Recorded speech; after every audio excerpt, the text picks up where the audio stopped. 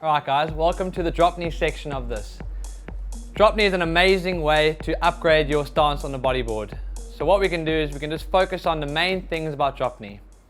With drop knee, it's all about engaging your rail. As we don't have skegs on a bodyboard like a surfboard does, we have to utilize our rail to really get that dig into the wave. Let's just get straight into it. Let's talk about the takeoff. When we're paddling for a wave, remember we want to always keep our feet under the water to get as much propulsion as possible. Nice explosive paddling to get onto the wave. Once you're happy that you're over the crest of the wave and you're heading down it, this is when you start to make your move. We want to really determine before we even attempt drop knee what the best stance is for us. The two different stances are either natural or goofy. Natural stance is having your right knee up and your left foot forward. Similar to a natural stance on maybe a surfboard or a skateboard, it's just dropping that right knee down, having that left foot forward. Goofy is completely the opposite, having your left knee down and your right foot up.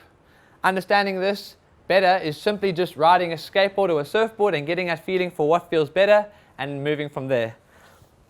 Once you've got your positioning, then we can work out the takeoff.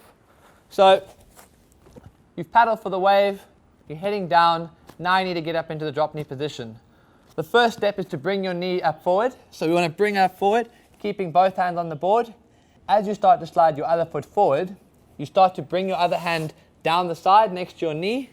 You want to bring that front foot forward, release off the nose, and keep a hand on your rail. Always keeping a hand on the rail until you're completely confident to let go and start to engage your rail. So let's break it down slowly again. It's bringing that knee forward, bringing the other foot up front, keeping a hand on your rail until you're completely happy, then sit up. Once you're up in this position, remember to maintain a nice low center of gravity. If we're too high, we start to become a lot more unstable. If we're too low, we haven't got as much maneuverability. So you just want to find that nice, happy medium where your body's comfortable on the board, enough for you to move and do turns. And the next step is to engage your rail. When lying prone, we've got our hand to engage the rail. Now, with drop knee, your hands are over here. The best way to engage rail is to really lean into your inside knee, putting weight onto this rail and letting it dig into the wave. As your rail digs into the wave, you start to drive and draw a clean line down the wave.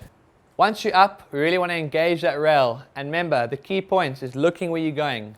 So you want to focus on where you're headed, engage that inside knee to really push down on the rail, and your hands are free. So use your inside hand to hold onto the wave. Your hand in the wave can be a third point of stability, using it to really just engage yourself and be much more confident along the wave. Once you've got that positioning, now you can draw your line along the wave and look to where you want to go. Some key tips for getting your flipper around your board. With these fins, they've got a very long, sharp nose. So getting them around can be problematic with it hooking on the board. The key tip, once you've got up, to really push your body and bring your foot right round and then back in. If you try and bring it short in, it'll catch. What we want to do is bring the fin around, all the way forward, slip it back, and then you want to really engage the rail and get that nice happy medium positioning on the bodyboard.